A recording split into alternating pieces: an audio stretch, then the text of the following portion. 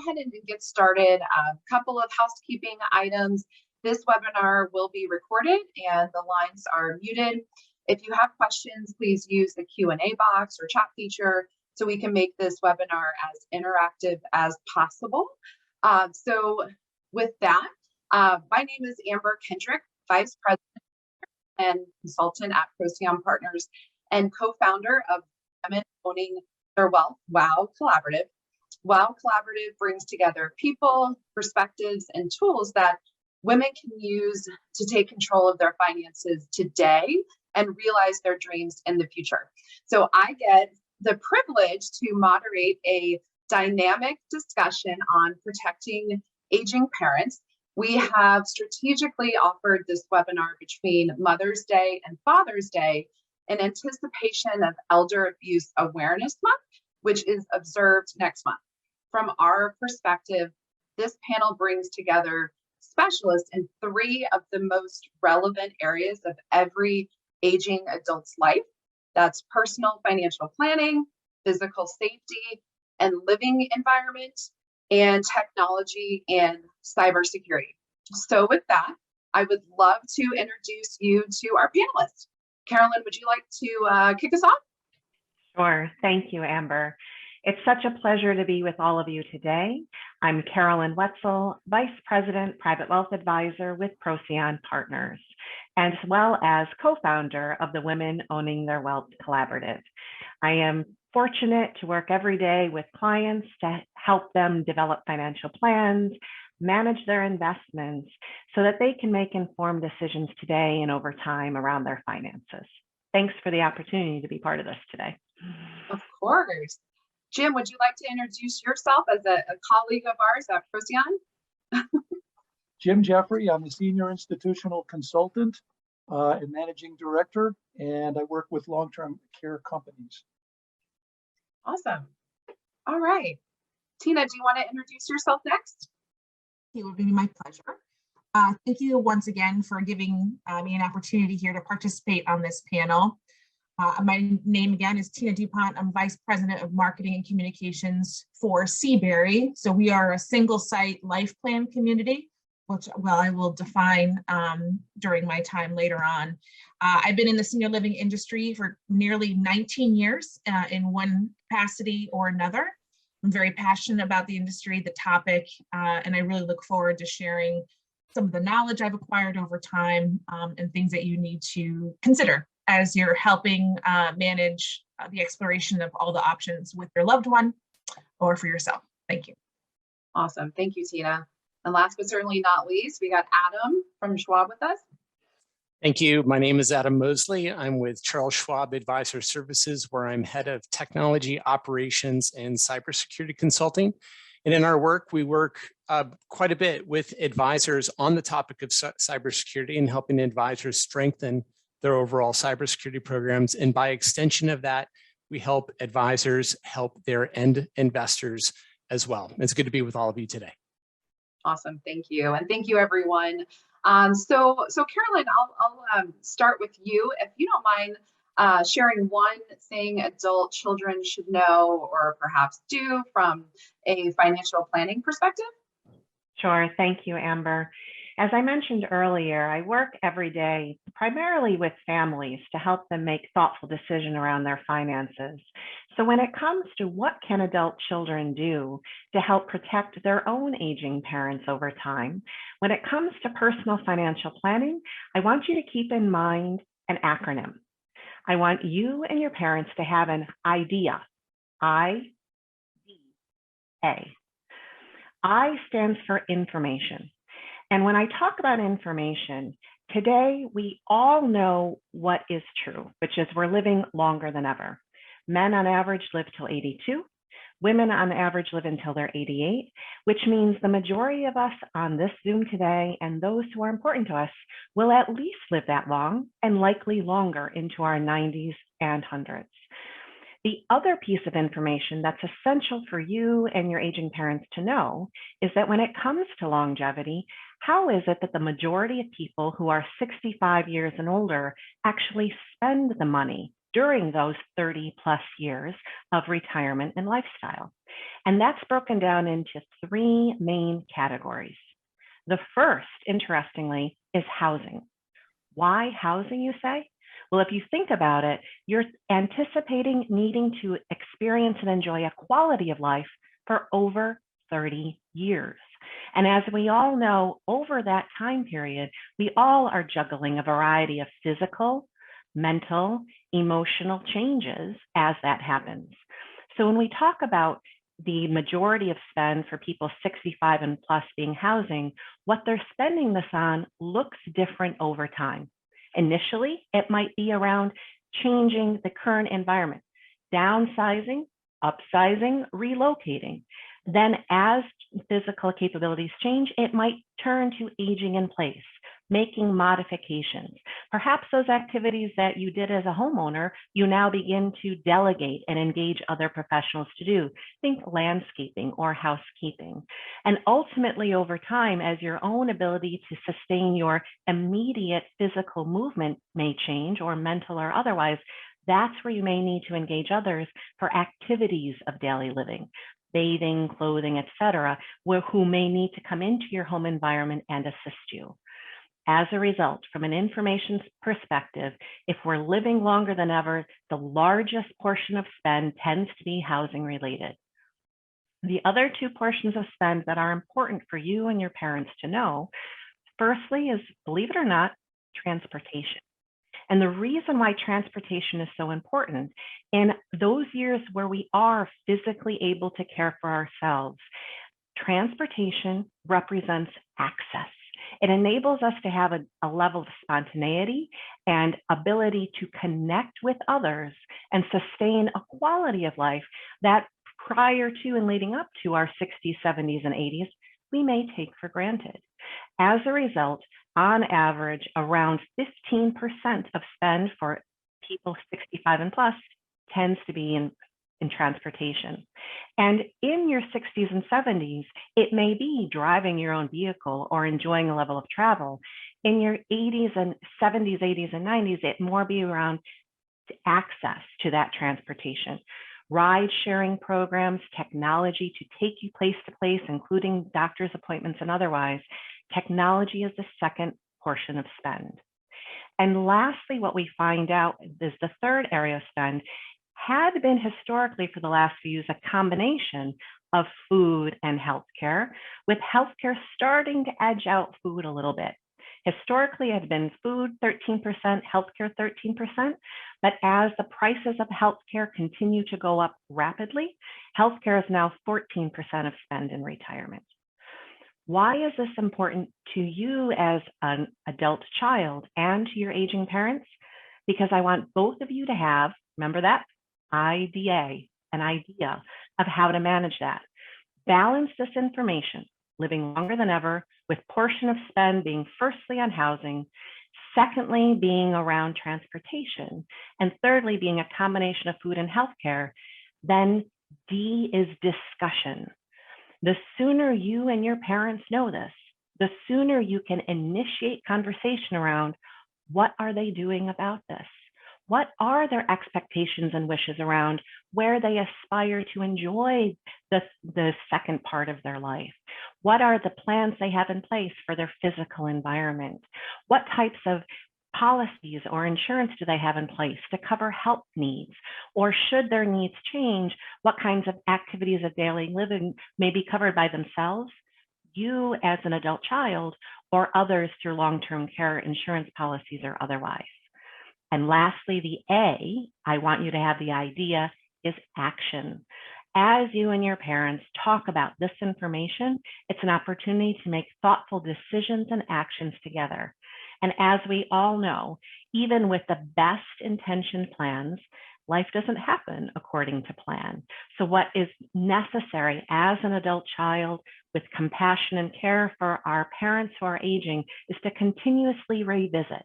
Even if you had the conversation about what your parents' expectations had been in their 70s, as they turn 80 and as they turn mid-80s, revisit again and again and again. So in summary, from a personal financial planning perspective, what's the one thing I want you to know? I want you to retain the IDA, information about longevity, the categories of spend, housing, transportation, food, and healthcare. I want you to talk about it with your parents in as casual and comfortable and frequent a way as you talk about everything else, from groceries to what's going on with the family, and ultimately act on this so that you and they can make thoughtful decisions and minimize surprises wherever possible. I hope, Amber, that provides a bit of perspective on the first point. It does. Thank you. Thank you so much for that. And I love the acronym as well. So that's super helpful, hopefully, for those tuned in as well.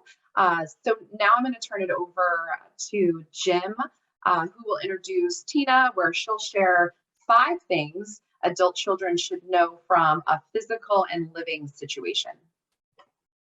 So take it from there, Jim. Sure thing.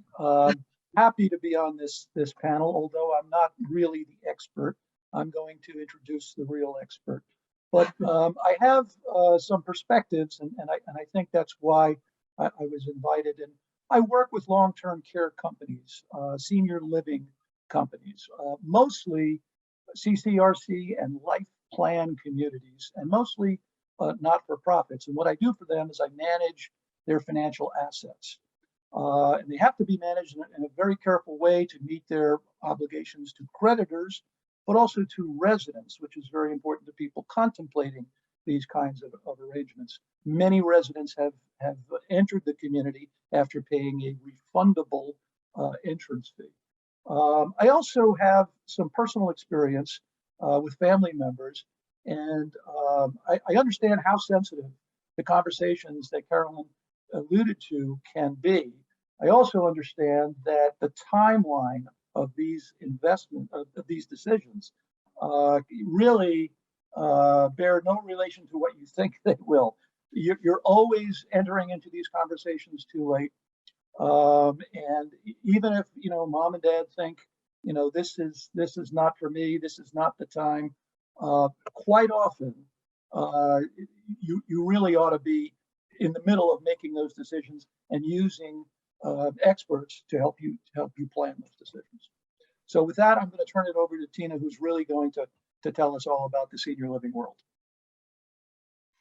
Thank you. I appreciate it. And Carolyn really set up this discussion perfectly. Her framework for sort of how to tackle and study your options is spectacular. I do feel like senior living and the choices that are within senior living through housing and future healthcare is an area of study. It really is. If I were to tour the country and only talk about a couple of topics, I would 100% note that this is an area of study. It takes careful planning. You, your loved ones, your parents took very careful thought in their education, their career path, developing a family. This phase of life should really have the same level of thought and planning going into it. It's critical. You're going to be in this phase of life for many years, and there's a lot to learn while you're studying it. So my goal here is to give you some high-level topics to consider as you're starting your planning. Within each topic, there's a lot of different resources. There's a whole new vocabulary that you'll start to learn as you're exploring your different options. There are more choices now in the senior living industry than I feel like there's ever been for consumers. There are home-based options, there's community-based options, and even within those broad categories, there's a number of little sort of subcategories. Jim touched upon it. There are providers out there that are not-for-profit. There are providers out there that are for-profit. I would also suggest that you sort of look at the two. You have experiences, you pull materials, look at contracts from both types of providers. The outcomes are different. They're different business models, and it's something to consider as well. So let's begin with really my first point here in the form of community-based options. Within our state, across the country, you have options. And when I say community-based options, these are a physical campus. So there are life plan communities. These are formally known as CCRCs, which stands for Continuing Care Retirement Community. There are 17 alone just in our state and hundreds and thousands across the US.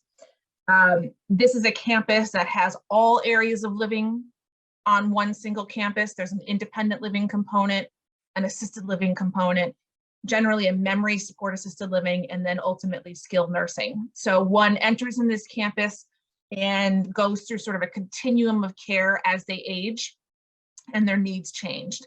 In most campuses, however, too, they'll do a direct admission into a higher level of care.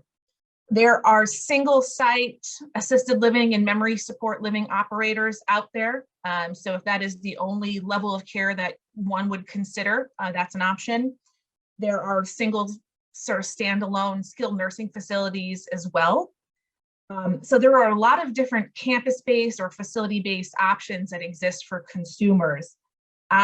Generally, the model or the financial model for a lot of these, and I'll speak specifically to a life plan community or a CCRC, there's an entrance fee and then there's a corresponding monthly fee. There are certain variables that shape that cost.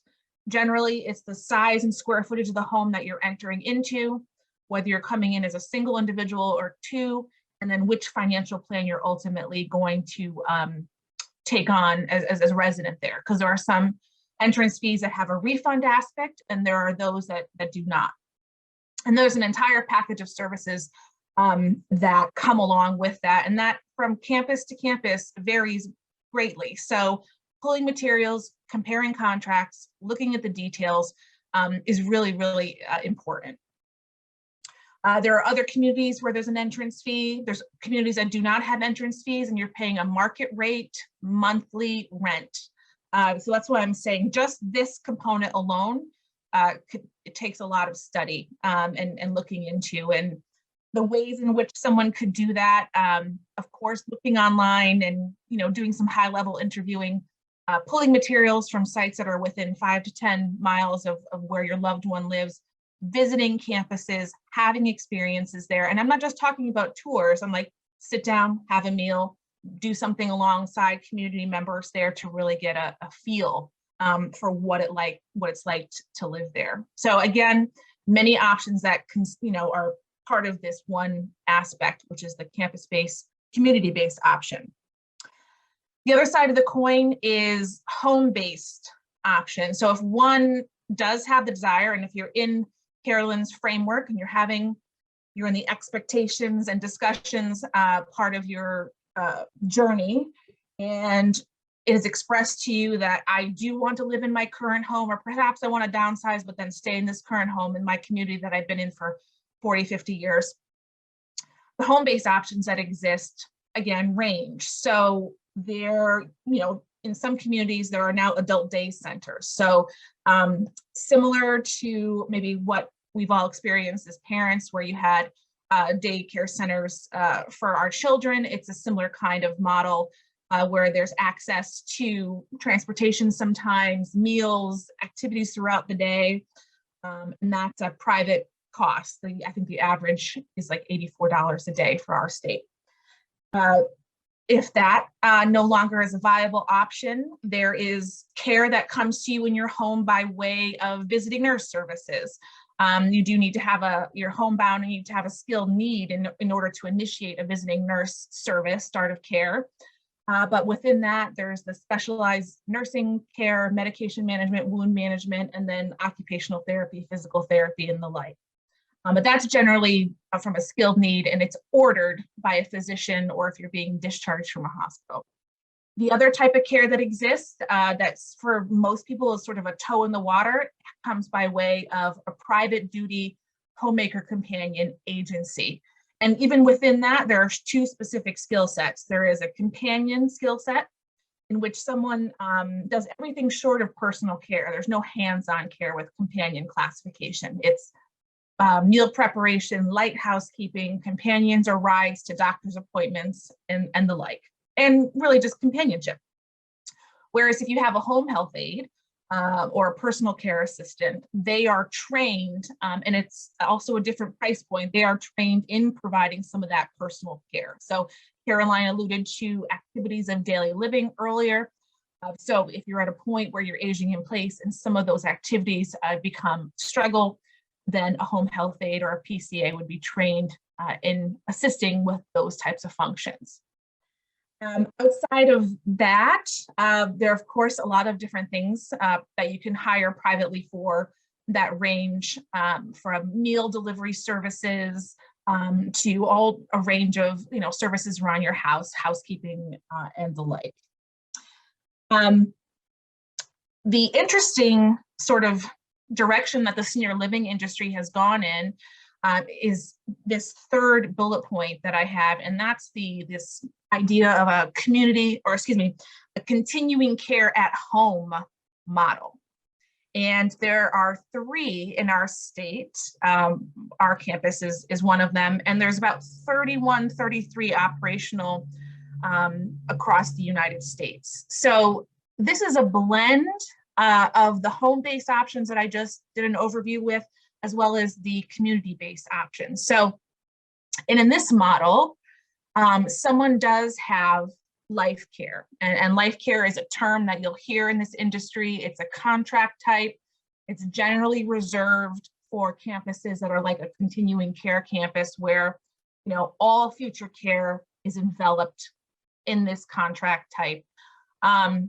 The continuing a care at home option is individuals will remain in their own home. So if someone lives in Fairfield, they'll look into inquire about a contract. They'll continue to live in their home in Fairfield, but when care and services are needed under this contract type, it'll be delivered in their home. If they get to a point where they need facility-based care by way of memory support assisted living or skilled nursing, then they transition to that level of care. So the basic model is you have a membership fee, one-time membership fee, and a corresponding monthly fee. As your care and your needs change over time, the services will change with you. It's a sort of a packaged bundle of services. The critical component to an at-home program is that there is a personal health coordinator at the center of all of this. Generally, these are licensed clinical social workers or have a social work background.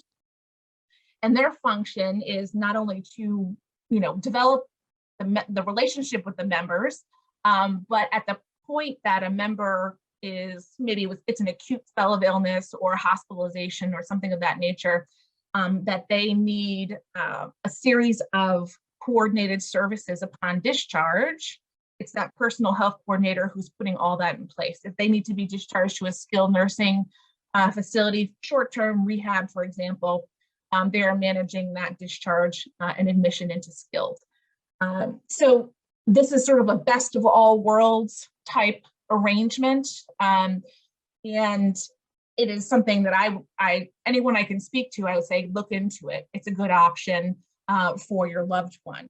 The one thing that I didn't touch upon earlier when I was talking about variables is, with our contract types and the way we're structured, either in the home environment or in community-based environment, every single campus, every single organization has their own set of requirements as to when someone can engage in a life care contract. And that's all dependent on the way our contract is structured. So in a type A life care contract or in a continuing care at home contract, the individuals that start with these programs are individuals that are well, independent, and healthy to start. It's a similar underwriting process to like a long-term care insurance. And so we are constantly sort of dispelling that myth of like, oh, okay, well, in your name, it says at home. So perhaps that means immediate home care services. That's where my loved one is. They need them right away. And that's not the case in both of these models. It's really planning ahead, getting under a life care contract, and in the future, as things change, you have access to everything you need. But there's back to, I think, both what Jim and Carolyn said, starting the process early, getting educated on all the options, and really acting before there's a crisis is critical. Your options shrink once you're already in duress, once you're in a, you're not in the driver's seat anymore. So acting and doing things ahead of time is critical. That's another sort of big message and takeaway that I would share with everybody. Yeah, Tina, just real quick, because I got a question from the audience. Sure. As we're talking about taking action, right? Yeah. So, and ideally, you'll do it sooner rather than later, have these tough conversations. Right. Do you have any tips, or maybe Carolyn too, and having these conversations to start? So that was one of the questions. And then also, you had mentioned some resources that are available, some websites. Is there anything in particular, maybe because there's a lot of options, right? Is there a website in particular? I believe you had mentioned Leading Age at one point, or resources that people can go to learn more? Sure. I'll take the first part of the question. So, and that really has to do with about starting the conversation with your loved one. It's difficult to do. It is. So, I'm having this conversation with my own parents, and they know I've worked in this industry for a number of years. So I'm not finding it to be challenging, and I'm grateful that they're planners. Well, that's good to know, because my parents don't take my financial advice. So I'm glad they're taking yours. Yeah. Very slowly though. It's like baby steps. So it's, yeah. Maybe with the market now they will. Who knows? Anyway. I know. I hope so. I think if it is challenging, I think sort of how I set it up before, where I was talking about, sort of stroking your parents or your loved ones or whoever you're speaking with, kind of their ego, and saying, hey, you know what? You had a very successful career. You raised a family. You're a homeowner. You have, you're well invested. You're divert, all those things, sort of stroke the ego, like, what is, and to use sort of Carolyn's word, what's your expectations for the next X amount of years? And can you share with me, do you feel like you want to live at home? And like, before you even start mentioning words that might be scary, like a community-based option, or using actual terms like assisted living or independent, however, that's sort of where I entered in. I asked my parents individually, apart from each other, because they have two different views on growing older. My mom was very careful to express, like, I'm not a caregiver. I love your father. We've married almost 60 years, but I'm not going to be in a position to care for him. And then my father's like, well, I don't want to be in a community-based environment. I'd like to live at home and make that work. However, then my mom said, well, if your father passes away before me, she's like, I'm not living at home by myself. So if you really start introducing little questions, and make it a safe space, but this conversation can't be had in one day. That's what I found out. It's going to take a little time. Yeah, makes sense. Anything you wanted to add there, Carolyn, before we turn it over to? I loved how Tina teed it up, and to complement what she said, I'd love to offer 3 considerations. Every day I'm working with, most often, multi-generational families around their wealth plans. And as we all know, just like Tina highlights, we can have the same set of information and react very differently. So when it comes to the next 30 years of our lives, as family members, we may approach that with different levels of emotion, anxiety, and levels of progression of our expectations. So how do we even start this? First, start with what you do know and what you are comfortable with. If you and your parents are talking daily anyway around their groceries, around their current travel plans, lead with that. Oh, you're planning to go to XYZ next year. What's in 2 years from now? What's in 3 years from now? Start with a comfortable conversation and just play around with expanding it further. Second, as there is increased comfort level around what you are comfortable with, as it begins to pertain to longer term expectations, where you're comfortable, start asking questions. Well, how are you going to do that? Are you talking with someone around your finances? Do you have long-term care policies in place? Have you heard of these communities like Tina mentions? And lastly, as you get information from those questions, seek help where needed to help you and them make thoughtful decisions. This is where most often specialists like all of us on the call come in. In addition to being a private wealth advisor, I'm a trained mediator. The reason why is because when working with families, it's not until an independent third party like myself comes in where they can now all of a sudden level set, take a deep breath from the craziness of everyday life, and have some thoughtful dialogue facilitated by an independent specialist to talk through, this is your expectation, this is your expectation, here are your financial resources as a family to support this, and given the projections and how they'll return, this isn't realistic or this is, and then we go back to IDA, what are we going to do to act around it? So love what Tina said, and I thank you, Tina, for offering the personal experience because it complements beautifully what families and I do every day. Lead with what you know, ask questions, and seek a trained third party who can help you act accordingly. So thanks. Yeah. And going back to seeking resources, Tina, too, I don't know if you want to take the second part of that question around, So kind of where to start your search. Sure. Generally, if you want a sort of a high level overview, even just plugging in certain keywords will generate a lot of different options. Trusted sources like, AARP, Leading Age is the nationwide and statewide agency that sort of oversees and does all the advocacy for not-for-profit senior living providers of all kinds, but it is not-for-profits. That is an important distinction. I could put together a whole list, and as part of sort of a takeaway, at the end of this session, I'd be happy to sort of share a list. I think also too is, within your own 5 to 10 mile radius, if you plug in search words around like different community-based options, assisted living, memory support, life plan, the interwebs will serve you up a whole list for you to start looking.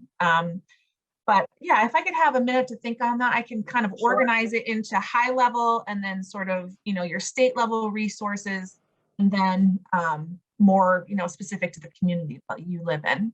But having those conversations too with either colleagues, friends that, are in the same position is an important part of the process as well. Yeah. So before I hand it over to Adam, any other points that you had, Tina, for the audience? Two very quick points. I'm mindful of time here. So the last two had to do with insurance, and this does play a role in senior living options, housing, future healthcare. And I'm talking about short-term insurance options like traditional Medicare or managed Medicare that really takes care of the preventative care that one experiences. And then, of course, there is room here for long-term care insurance policy. And a lot of the prospects that we work with have carried a policy 15, 20, 25 years. That is looking vastly different now if you're purchasing long-term care insurance. And now there are hybrid options that have a life death benefit as well. And that's taking an interesting turn. But if we look at just traditional Medicare versus a managed Medicare is getting a lot of traction in our state, nationwide, $0 premiums, really rich benefits are very enticing and very attractive to this group versus traditional Medicare that does have a premium to it. And this comes down to conversations with prospects as well as my own parents. There are very big differences between the two. Managed Medicare now is a private revenue generating business. It is it's not sort of part of that government program. And as such, it's run as a business and business decisions are made. So generally speaking, someone that does have a managed Medicare, the older they get, the more access to skilled nursing and hospital that occurs with that person, the less and less and less a managed Medicare will pay out or cover or pre-authorize for a stay into skilled nursing. And there are restrictions around in-network providers, how long a managed Medicare will pay for someone to be in a skilled environment, for example, and there are annual out-of-pocket limits. So I would say on an annual basis with your loved one, check what type of insurance. And if they do carry a managed Medicare for age 65 to 75 because they're in good health and they're really only accessing the preventative care like doctor's appointments and such, fine, wonderful, great. But if you're 75 to 80 and now things are looking different medically, going back to a traditional Medicare may be your best option, just from a coverage standpoint. And so again, that's something to really closely look at. And then again, long-term care insurance, all the things that I mentioned before, specifically campus-based options. Oftentimes there's ways to integrate long-term care insurance policies that already exist with the financial model of that campus. Sometimes it is to offset the future care costs because you are paying market rate in some of those organizations. Other times it's used to sort of protect a refund. So again, this gets granular, it gets a little bit complicated, but there is room for long-term care insurance. So just ask the questions on, when you get to that point, how does it integrate? The last thing is our healthcare system, if you haven't noticed, is getting increasingly challenging.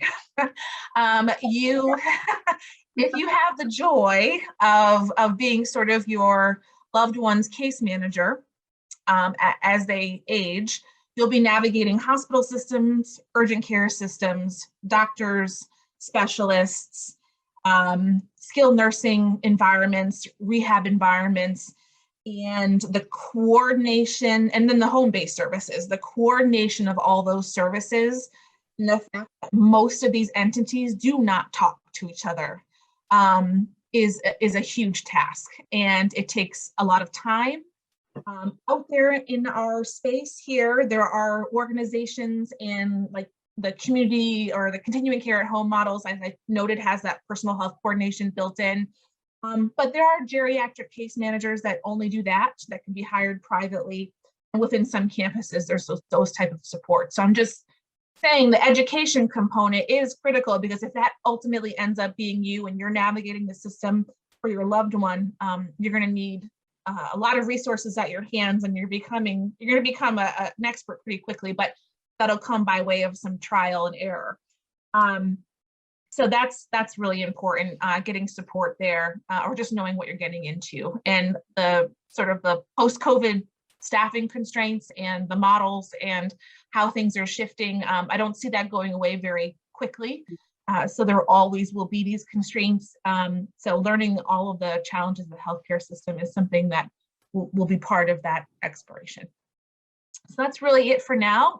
Thank you for letting me speak on these topics. I am very passionate about it, and there's a lot to learn.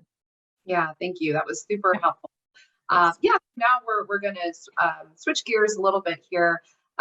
So Adam, will you now talk with us a little bit? I know we've got 4 things that you're going to be sharing from a cybersecurity and elder fraud perspective.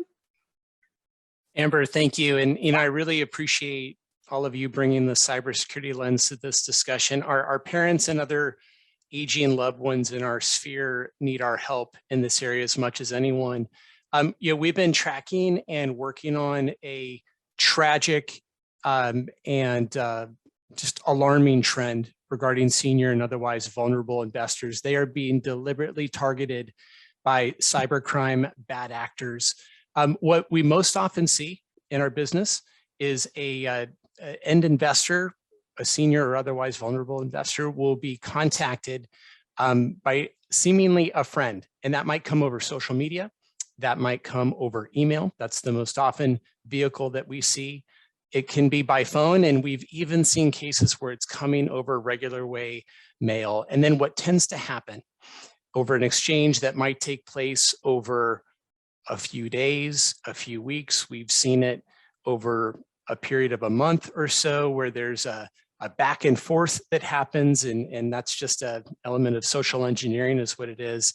That friend asks for some type of assistance, and the investor often feels inclined, sometimes feels obligated to help, and they'll step in, and we'll see all different types of fraud. And there are even cases where those bad actors, and this is truly unfortunate, we've seen cases where those are family members. We've seen romance schemes. We've seen real estate and investment schemes. We've seen bad actors posing as family members who just had a car accident and was in desperate need of assistance. And we've seen single losses, not cumulative or total losses, but single losses in the millions upon millions of dollars. Today, in what I have to share, it's not about scaring you. However, it's about equipping you. And I do have some really good news here as we think about ways to prevent and maybe otherwise thwart these types of attempts against our aging loved ones and our family. The first bit of advice I'm going to give you is actually extremely low tech in nature. And with that in mind, it's the very best thing that you could do. And that is simply opening up the lines of communications. And I say this to advisors almost on a daily basis. You should not think about cybersecurity as an information technology matter. It's a human and human resources and human capital matter. And that's to say that the most powerful resource at our disposal, the best defensive measures we have at our disposal are not fancy pieces of technology. It's education, it's building awareness, it's enablement, and it's looking at those loved ones in our family and making it okay for them to ask questions and making it okay to ask for help. Opening up those lines of communications is the absolute number one best thing you can do. Second, and if you think about the comments I made just a moment ago about email and social media being the most common vehicles through which social engineering schemes and fraud schemes are delivered to aging and otherwise senior or vulnerable investors, advise parents to be suspect of all communications. I don't care whether it comes over email, social media, mail, the phone call, it doesn't matter. In fact, I say this to advisors too. You'd be well served to treat every email you receive and every contact you receive over social media as guilty until you prove that it's innocent. And while that might sound a bit extreme, that type of approach, that type of mentality will pay dividends down the road. And along those lines, you know, when we see certain types of cyber attacks come by way of email, sometimes there's a link in that email, sometimes there's an attachment in that email. Sometimes it comes in form of a request for information that could be used for identity theft purposes. You want to be extremely careful and really coach your parents to be extremely careful about clicking on links and opening up attachments. And, you know, they're really best off in the event they can to pick up the phone and make a phone call, you know, to somebody or to that sender, you know, in the event, you know, they receive something like that over email. Something too that we recommend is that you work with your loved one to appoint a trusted contact, a confidant of sorts. This is somebody that we can call, your banks can call, other financial institutions can call if we see something that doesn't look right in an end investor's account, or if something is simply reported to us. You know, if you've designated, or if your loved one is designated a trusted contact, that's someone that we can pick up the phone and talk to and have that conversation with. And, you know, similarly, become adept at getting involved, looking at statements, seeing things in as real time as you can, and really understanding what behaviors like diminished capacity and confusion look like. The reason this is important, the sooner we hear about it, the better. There are cases where if fraud is reported to us immediately, sometimes if it's on the day of, we have an opportunity to claw it back, but that success rate diminishes very quickly once we get beyond 24 hours. And sometimes we can't even claw back a fraction of what is left the account. And then lastly, before we turn to questions, there are a few more technical related best practices I want to share. So perhaps grab your pencils, you know, for this. The good news here is what I'm going to share. These are free. These can be implemented immediately. And while these are technical in nature, in my opinion, they're rather low tech solutions. And when combined, they are absolutely greater than the sum of its parts in terms of protecting folks from cyber criminals. The first one relates to passwords. Passwords should not ever be reused. We say use unique passwords. That means for your Schwab account, for your bank account, whatever it might be, you should have one password for that account and not reuse that on another website. The reason that's important is if those passwords are ever compromised, what the bad actors do is they take that information and they plug it into some technology that reuses it again and again, hundreds of times over as they try to break into your email and online document storage and your credit card company and so on and so forth. And to the extent possible, passwords should be long too. I'm not talking 20 characters. 12 to 15 goes a really long way. Sometimes folks use passphrases. Those are a little bit easier to remember than passwords. If you could just take a collection of words that are meaningful to you, we call it easy to remember, but difficult to guess. Long passwords go a long way too. So that's the first best practice. The second is really important. It speaks to multi-factor or dual factor authentication. This means in addition to your user ID and password, you're using a token that's rendered on your mobile device, or you're getting a text message potentially with another code you have to type in alongside user ID and password. And while that's not totally foolproof, that adds a layer of protection that almost makes it not worth the bad actor's time. Sometimes you just want to create enough resistance or enough of a hurdle where they'll just move on to the next guy. So be sure to pass that on. Every financial institution that your parents or aging loved ones are working with, I guarantee you, they're offering some form of multi-factor authentication these days. Next, this one's important. These are all important. I'll stop saying that. Whether it's your operating system on your computer, your Windows machine, your Mac, your iPhone, your Android, keep it up to date. Those updates, those patches, those aren't just about new features. Most often, they're about security patches designed to plug known vulnerabilities that are actively being exploited. So keeping those things up to date is really important. Again, all of these are free.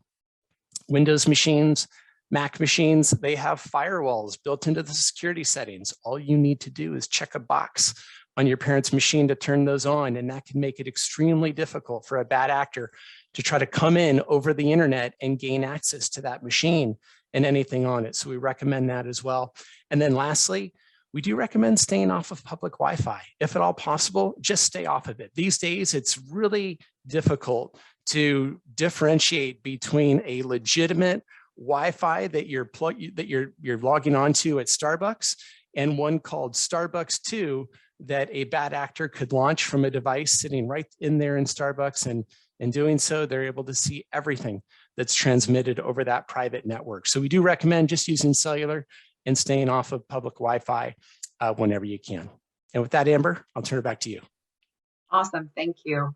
I know I've been guilty, and I keep hearing it more and more, especially working with our institutional clients and talking about cybersecurity and 401k participants. But oftentimes people are working from home and they're going to Starbucks to get the Wi-Fi, right? Almost as a backup if the Wi-Fi doesn't work. So yeah, that's definitely something that keeps coming up, and especially the Starbucks in particular, right?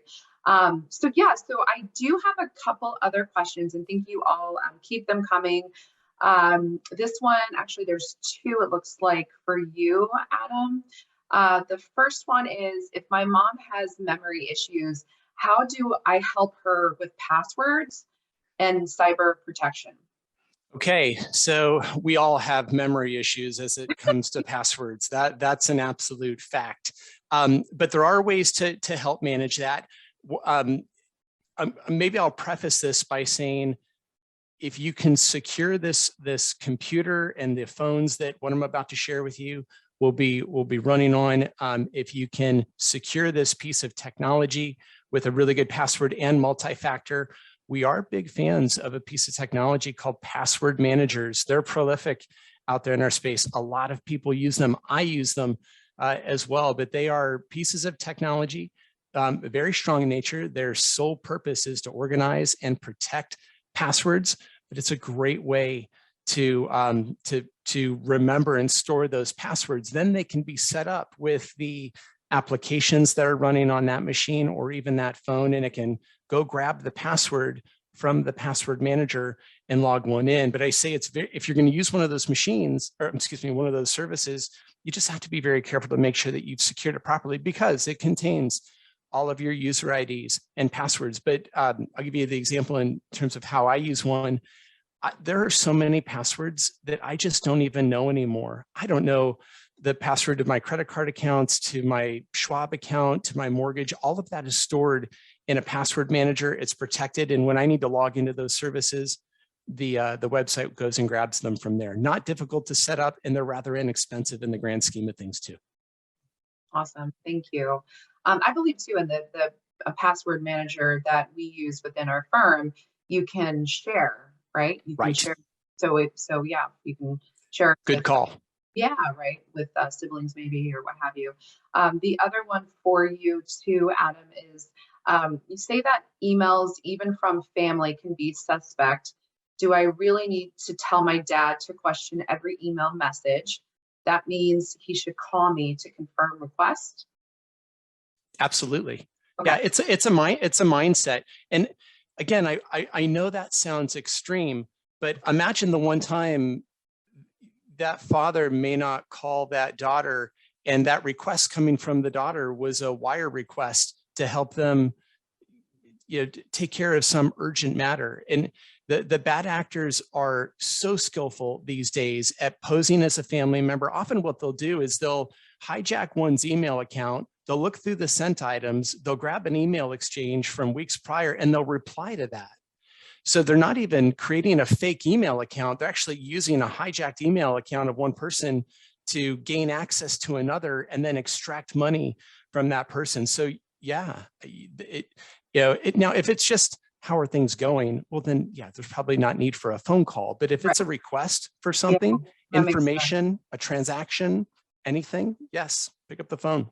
Yeah, thank you for that. This one looks like from for Tina, says you mentioned managed Medicare might be something for families to think about as part of housing situations. Can you remind me the difference between Medicare and Medicaid? Sure. So traditional Medicare or its equivalent, which is, a managed Medicare product, is insurance, short-term insurance, short-term medical insurance, and there are different variations that cover prescriptions and other types of facets. Medicaid, if you've spent down all of your assets and you get to a certain income level, you can apply for state-based Medicaid. And in that case, you are nearly down to your last dollar. There is some asset preservation in there. They carve out certain things that can be preserved as an asset. And in that case, again, it's a state-based Medicaid where, again, you have access to insurance. It covers your short-term insurance.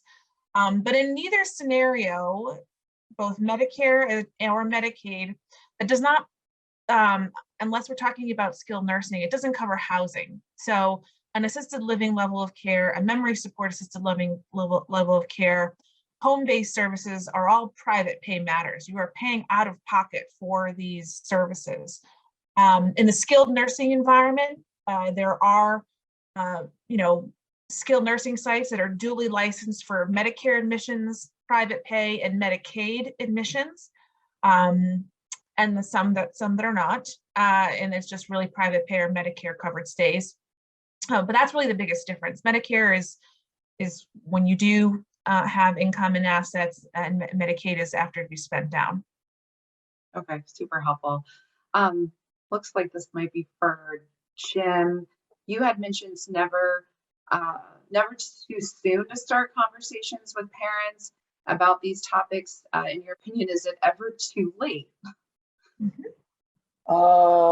Yes, it's often too late. I think that was the point that I was trying to make, because if you're engaging your parent, or you're basically talking to them about a life change. I think Tina really touched on it, that the need to be very careful and strategic about the way that conversation goes. Most people will automatically say, I don't want this. They know what they don't want. What they don't realize is really the opportunity that's out there through some of these community living options, such as life plan communities. They call life, they had to rebrand continuing care retirement communities. It sounded kind of it. They rebranded it as life plan communities. And the really important marketing aspect of this was the word plan. And so what Tina can speak to this probably better than I can, but the psychographic, if you will, of the people who you're really marketing to are planners. And so you back all that up to answer the question by saying planning is a good thing, as Carolyn would say. Getting ahead of this, and you move into a life plan community well before you need assistance of any kind. You're buying into a lifestyle, and what you're doing is you're basically helping your adult children by taking those difficult decisions away because you're in place now. And a lot of people who move into life plan communities view it as such. Right. Can I just make one additional point to sort of piggyback off that? The other side of that is, you know, depending on what your financial picture is or your loved one's financial picture, your capacity for all of these things may be limited. So you'll have to scale this accordingly. But having everything right there saying, all right, if you've had those discussions and the expectations, and let's say in your community, you've identified, you've visited, and you have a comfort level with the providers that exist, both on the home-based side, assisted living side, and then ultimately skilled nursing, you know exactly what the product is, or at least as much as you can without living there. Because when and so your loved one has said, well, I'm going to stay at home. I can only stay at home for right now. And then in the future where my care becomes more complex, you know, we'll do what we have to when we get there. Having all that advanced knowledge ahead of time, because when you are in that moment of crisis where your parent has gone to the hospital unexpectedly, they're now being discharged 48 hours later, for example, and they have to go to a skilled environment. You want to know what you're comfortable with in terms of skilled environments, because unfortunately, we're not all the same. And that has everything to do with the type of payer source that exists in the building, whether it's a fully Medicaid skilled nursing outfit, a Medicare, Medicaid. There's different price points, there's different levels of finish. I mean, it ranges so much. So to really know sort of your top 3 providers in all of those segments will really put you ahead of the game. So because if you know, option A doesn't have a bed in that moment, then hey, I know what option B and C are, and I'm comfortable with them. So because when you're trying to make those type of decisions and your head's all over the place and you're worried about your loved one's medical condition, the outcome could be poor because you've landed in a place that you don't like. So just getting that all done in advance is helpful. Yep, that's great. Okay, so we're going to take one more, and thank you everybody for all the questions. This is awesome. We figured that it would be pretty interactive, right? And this one's pretty timely. This is for Adam regarding cyber. Curious, has the recent political events made cyber security worse? Anything we should be looking for given recent events? There is some awareness we're bringing to this. You know, I cannot actually say that it's made things worse, but we're all in a heightened state right now where our alerts and our defenses are up. We're also communicating with other government agencies, other custodians, you know, in our sphere as well, trying to help one another. You know, we do believe that eventually, you know, you know, the long and short of it is Russia really has their hands full right now. But we do believe there'll come a time where they will deliberately target the United States and possibly our infrastructure. And so with that in mind, I think we just all have to be very careful and cautious right now. But even still, the measures that we talked about today, the awareness, being mindful of email, you know, those things will always remain incredibly important. And maybe one last thing I'll touch on there, email is a free vehicle that cyber criminals can use, and they cast a very wide net. So even in the geopolitical environment that we're in right now, it will probably be that Russia uses social engineering against, you know, companies and individuals alike, and it will probably come by way of email. So all of the things we talked about today and just a heightened state of awareness would be ways to be thinking about and readying for that if indeed it comes. Thank you for that. And with that, we'll wrap up here. Want to thank everybody for joining. this is being recorded, so we're going to be following up with a survey and also a handout. We were intentional about 10. If you notice, the panelists in total came up with 10 things adult children should know and protecting parents. So we'll follow up with that as well. So just want to say thank you. We look forward to future events that the Women Owning Their Wealth Collaborative will be providing. So thank you again for taking the time today, and thank you to our panelists and for all the questions and making it as engaging as possible. Really appreciate it. Thank you. Thank you. Thank you, everyone.